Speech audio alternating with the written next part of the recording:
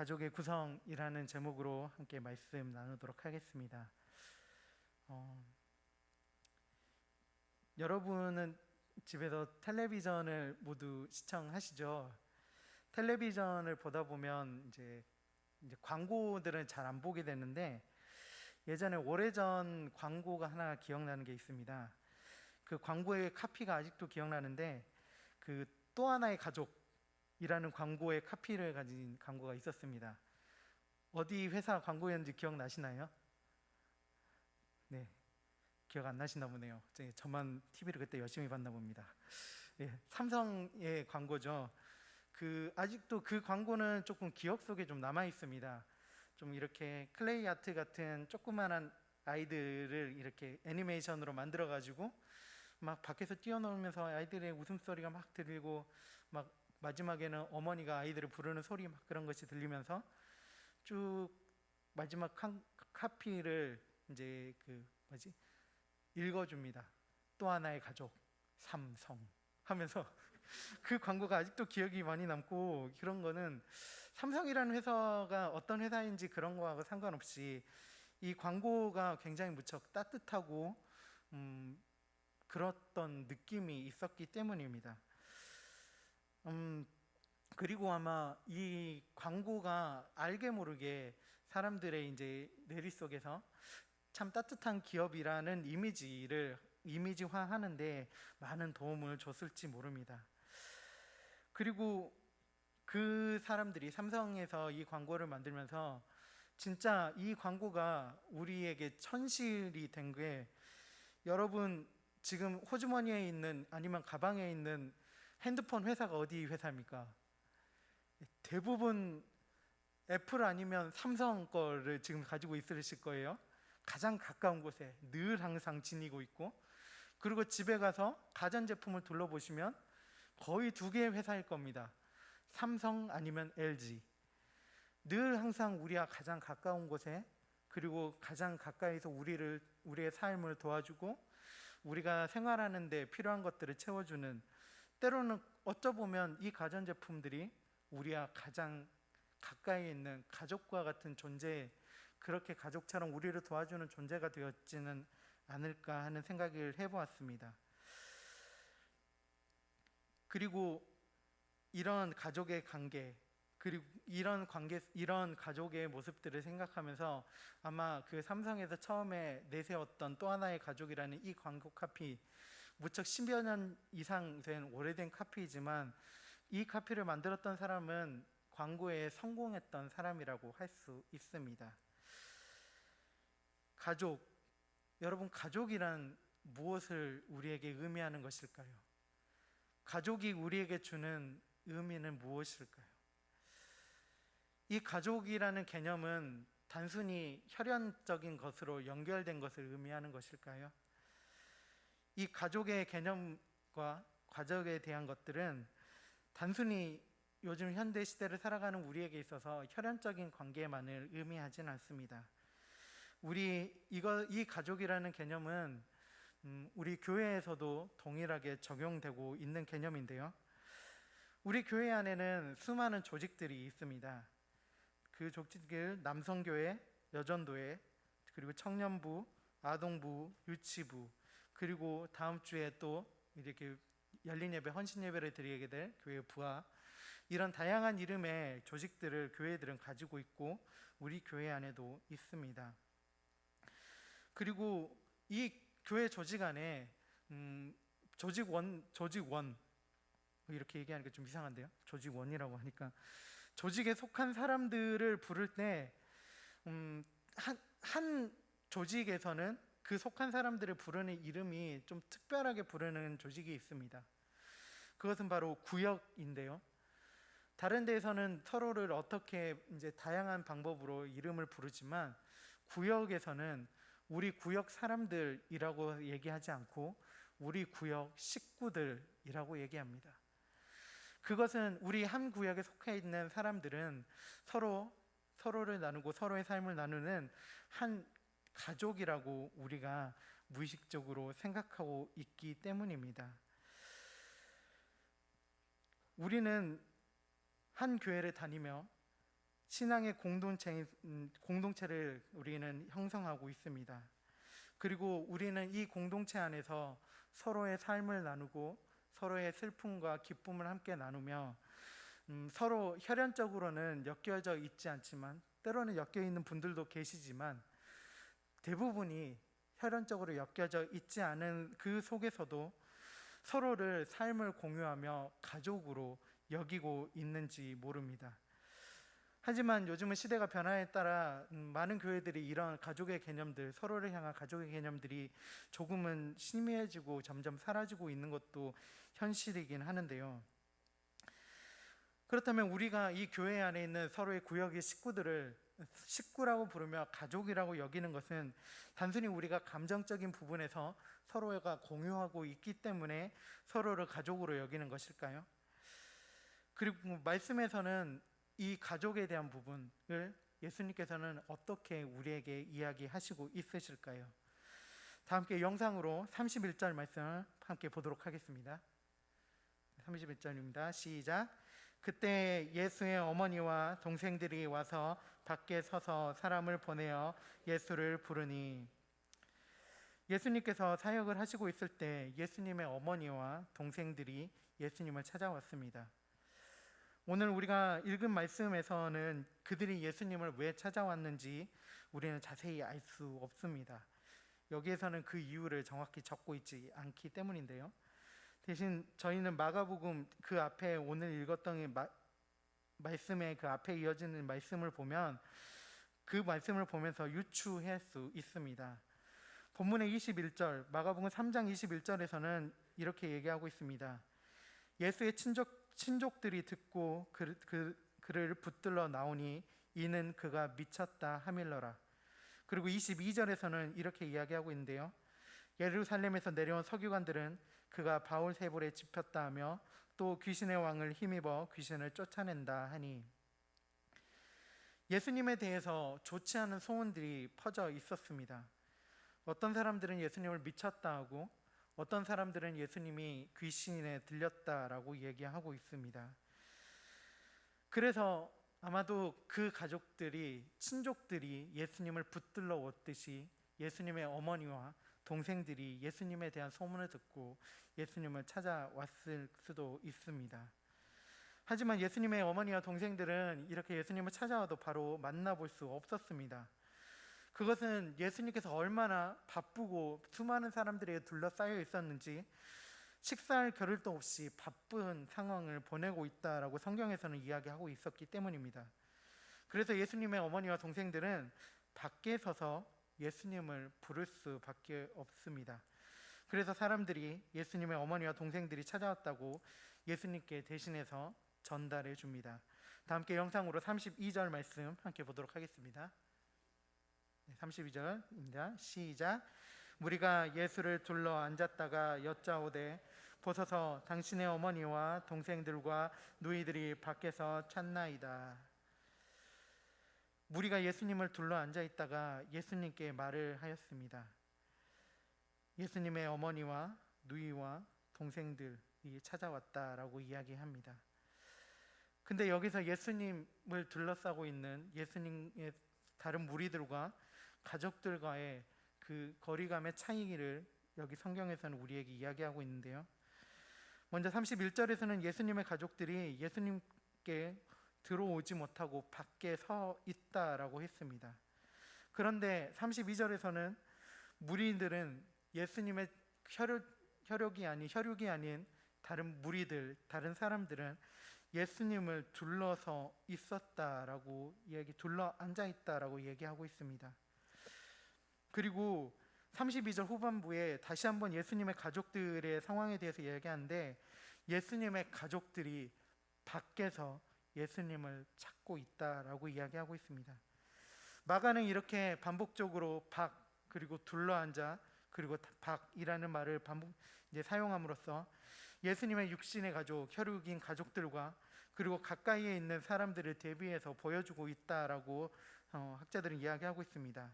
그리고 이 모습을 통해서, 이 이미지를 통해 예수님과의 친밀도, 예수님과 어떤 부류가 더 가까운지를 암시해서 보여주고 있다고 합니다. 즉 예수님의 가족들은 예수님의 사역을 잘 이해하지 못해 예수님을 데리러 온 이들이고, 예수님을 둘러싸고 있는 사람들은 예수님의 사역을 잘 알고 예수님의 말씀과 능력을 보기 위해 나온 이들이라는 것을 우리에게 보여주고 있다는 겁니다. 그런 사람들에게 예수님과 더 무리, 예수님의 혈육불보다 더 가까이인 사람들, 예수님의 이야기를 듣기 위해 모여있는 사람들이 더 가까이 있다라는 것들을 마가가 이야기해 준과 동시에 예수님께서 그 다음에 보이셨던 반응을 마가는 적고 있습니다.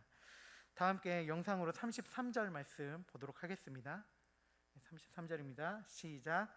대답하시되 누가 내 어머니이며 동생들이냐 하시고, 예수님께서 누가 내 어머니이고 동생이냐라고 사람들에게 다시 한번 되묻습니다. 이 말의 뉘앙스는 이제 우리나라 말로 번역되면 조금 이제 다르게 뉘앙스가 보일 수도 있지만, 원어에서는 이 말은 예수님께서 자신의 혈육인 가족들을 부인하려는 뉘앙스로 했다라는 말이 아니라고 합니다. 하지만 많은 이제 교회를 부정하는 사람들, 그리고 교회에 대해서 이제 헐뜯는 사람들은 이 말씀도 가져와서 예수라는 사람의 이야기가 전통적인 가족의 개념을 무너뜨리라는 비판을 가하기도 합니다. 하지만 예수님께서 그 가족이라는 개념을 무너뜨리기 위해서 이 말을 다시 되물으신 것이 아닙니다. 예수님께서는 아마 자신의 가족을 완전히 부인하려고 했다면 그냥 부인하셨을 겁니다. 저 사람들은 나와 상관없는 사람들이다 라고 이야기하셨을 겁니다. 하지만 예수님께서는 누가 나의 가족인가 라고 다시 한번 사람들에게 물으신 것은 그들의 관심, 가족이란 것이 하나님 앞에서 영적인 가족이란 무엇인가를 그들에게 알려주시기 위해서 그들의 관심을 높이기 위한 수단으로 이 말씀을 사용하신 겁니다. 그리고 이 이후에 말씀을 계속해서 이어가시는데, 이 또한 이 주위를 둘러싸고 있는 사람들의 관심을 집중시키기 위한 말씀이셨습니다. 그리고 다음 장면 34절 말씀 또 계속해서 함께 보도록 하겠습니다. 시작. 둘러앉은 자들을 보시며 이르시되 내 어머니와 내 동생들을 보라. 주위를 둘러보시며 예수님께서는 계속해서 말을 이어갔습니다. 내 어머니와 동생들을 보라. 이 또한 주위를 둘러보시며 하던 얘기는 예수님께서 더 뒤에 하시고자 하신 말씀을 하시기 위하여 사람들의 관심을 이끌기 위한 행동이라고 다른 학자들은 또한 이야기합니다. 이제 그 사람들에게 다시 한번 내 어머니와 동생들을 보라라고 이야기하시고, 예수님의 또 물음 앞에 사람들의 관심을 집중시키신 예수님께서 이제 그들에게 있어서 가장 중요한 그리고 하시고 싶으셨던 한마디를 던집니다. 다 함께 영상으로 35절 말씀 보도록 하겠습니다. 시작. 누구든지 하나님의 뜻대로 행하는 자가 내 형제요 자매요 어머니이니라. 아멘. 다시 한번 말씀드리면 예수님께서는 전통적이고 혈연적인 가족의 관계를 부인하지 않았다는 사실입니다. 대신 영적인 가족의 관계, 즉 하나님의 말씀 안에서 살아가는 가족의 관계를 사람들에게 알려주시고 싶으셨던 의미가 크셨습니다. 영적인 가족은 어떻게 살아가야 하는가? 하나님 안에서 한 가족이 된, 혈연으로 묶이지 않고 영적으로 묶인 한 가족이 된 우리가 어떻게 살아가야 할 것인가를 사람들에게 이야기하시는 것이 35절의 말씀입니다. 예수님께서 이 가족에 대한, 그리고 영적인 가족에 대한 이야기들을 하신 것, 그리고 하나님의 뜻대로 행하는 자가 나의 가족이고 형제요 자매요 어머니, 가족이라고 말씀하신 것은 지금 예수님의 공동체에 큰 어려움이 닥쳐있는 상황이기 때문에 그들에게 있어서 하나님 나라, 그리고 하나님 안에서 살아갈 가족으로서 어떻게 살아가야 될지를 알려주셔야 할 타이밍에 이런 일들이, 일련의 일들이 일어났던 겁니다. 아까 서두에도 말씀드렸듯이 예수님의 지금 공동체의 상황은 무척 좋지 않았습니다. 예수님의 가족이 예수님을 찾아왔던 이유와 같이 예수님에 대한 소문이 좋지 않게 퍼져 있기 때문입니다. 예수님이 미쳤다고 하는 사람들도 있고 예수님을 귀신이 들렸다라고 얘기하는 사람들도 있습니다. 그 예수님을 향한 평판, 예수님의 주위에 있는 사람들은 예수님을 신뢰하고 예수님께서 하시는 능력을 믿으며 예수님을 따를 준비가 되어 있는 사람들이라 할지라도 그 주위에 세간에서 들려오는 그런 예수님에 대한 평가에 사람들이 흔들리지 않았다라고 얘기할 수 없을 겁니다. 사람들은 이런 상황들 속에서 영향을 받을 수밖에 없었고, 또한 예루살렘에서 있었던 서기관들, 이런 사람들이 예수님께 찾아와 예수님은 귀신이 들렸다라고 얘기하는데 그 말 속에서 사람들이 상처를 받았을 수도 있고 여러 가지 의미로 좀 흔들렸을 수도 있습니다. 이런 외적인 어려운 상황에서 예수님은 자신의 공동체, 그리고 이 하나님의 나라, 하나님의 구원의 약속을 완성시키시기 위한 그 공동체를 완성하기 위해서 이 공동체는 믿음 안에서 흔들리지 않는 공동체가 되어야 하고, 하나님의 뜻이 무엇인지를 함께 발견하고 함께 걸어가는 공동체가 되어야 한다는 것을 사람들에게 다시 알려줄 필요가 있었습니다. 그래서 하나님의 뜻대로 하는 자가 가족, 다른 이 혈족으로 연결된 그 사람들이 가족이 아닌 하나님의 뜻대로 하는 사람이 가족이라고 그들에게 이야기하시며, 자신들이 모인 이 모임이, 이 공동체가 우리가 하나님 안에서 가족이 된 한 가족이다라고 이야기해 주시는 겁니다. 여러분, 여기에서 우리에게 진짜 중요한 것은 하나님의 뜻이 무엇이냐라는 겁니다. 하나님의 뜻이 어디에 있느냐라는 것을 우리는 다시 한번 생각해 보아야 합니다.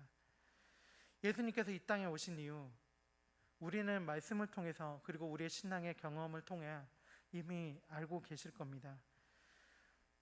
이 땅에 있는 사람들을 구원하시기 위하여, 죄로 인해서 죽을 수밖에 없는 사람들을 살리시기 위하여 보내신 하나님, 그 하나님의 뜻이 바로 예수 그리스도이셨습니다.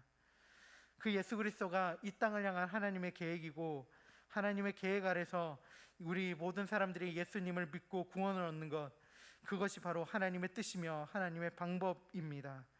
그리고 그 계획 아래 모인 사람들, 그리고 그 계획 아래서 예수님께서 사람들에게 마지막으로 이야기하셨던 그 하나님의 뜻을 전하는 것, 그것이 하나님의 방법이고 하나님께서 우리에게 원하셨던 뜻인 겁니다. 그것들을 사람들이 알아야 하고, 그리고 그 다른 외적인 것에 흔들리지 않고 묵묵히 하나님의 뜻을 향하여 걸어가야 했기 때문에 예수님께서는 자신들의 가족들이 온 상황 속에서 사람들에게 진짜 가족이 누구인가 라고 물으며 사람들에게 알려주시기 원하는 것이었습니다. 지금 이 시대를 살아가고 있는 우리에게도 이런 외적인 어려움들이 없다라고 하면 거짓말일 수도 있을 겁니다. 우리의 교회는 지금 현재 무척 어려운 상황들 속에 놓여 있습니다. 내부적인 어려움들, 많은 교회들이 내부적인 어려움들도 있겠지만 가장 큰 어려움들은 외적인 어려움들, 교회를 향한 시선, 믿지 않는 자들이 교회를 향한 시선들과, 그리고 이 코로나, 작년 2020년부터 이어진 코로나 전국을 거치며 교회를 향해서 오는 좋지 않은 시선들과 인식들이 있습니다. 그리고 그 시선들과 인식들은 점점점 노골적으로 우리에게 다가오고 있는 상황입니다. 예수님을 향해서 미쳤다라고 얘기하고 귀신이 들렸다라고 얘기하는 외부의 평판과 같이 우리 교회를 향한 평판들은 점점 내려가고 있습니다. 얼마 전에 한국갤럽이 2021년 한국인의 종교라는 제목의 설문조사 결과를 우리에게 내놓았는데요.